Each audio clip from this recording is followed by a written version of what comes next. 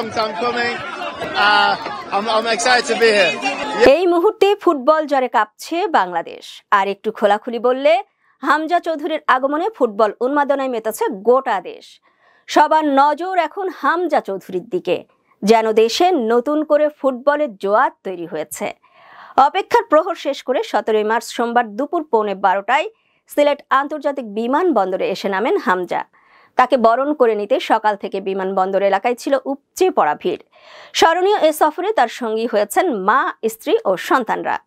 অনেক আগে থেকেই প্রক্রিয়া শুরু হলেও গত ডিসেম্বরেই বাংলাদেশের হয়ে খেলতে ফিফার ছাড়পত্র পান হামজা। মাতৃভূমিতে এর আগেও বহুবার এসেছেন হামজা, তবে এবারের অভিজ্ঞতা একেবারেই আলাদা। রাজধানী ঢাকা থেকে হবিগঞ্জের স্নানঘাট। হামজা উত্তাপ টের পাচ্ছে গোটা দেশ। সিলেটে নেমে তা বেশ ভালোই বুঝলেন এফএ কাপ জয়ী এই মিডফিল্ডার। অবশ্য এমনটাই তো স্বাভাবিক, লাল সবুজের জার্সি গায়ে ফুটবল মাঠে এর আগে এত বড় তারকা দেখা মেলেনি। এএফসি বাছাইয়ে ভারতের বিপক্ষে লাল সবুজের জার্সিতে অভিষেক হবে তার। ইংল্যান্ড থেকে বাংলাদেশ, সিলেট থেকে হবিগঞ্জ হয়ে যোগ দেবেন ঢাকার অনুশীলন ক্যাম্পে। বাংলাদেশে আসার আগে গত রবিবার রাতে দারুণ একটা ম্যাচ খেলে এসেছেন তিনি।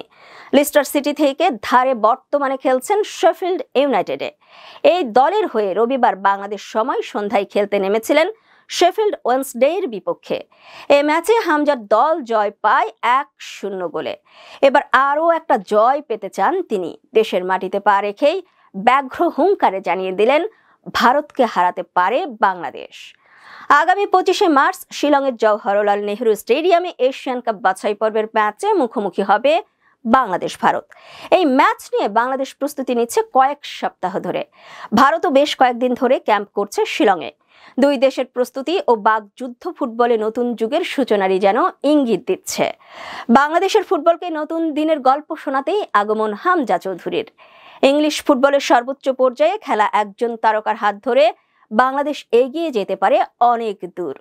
বাংলাদেশের কোটি কোটি মানুষের ভালোবাসায় সিক্ত হামজা নিশ্চয়ই তা অনুধাবন করেছেন এরই মধ্যে।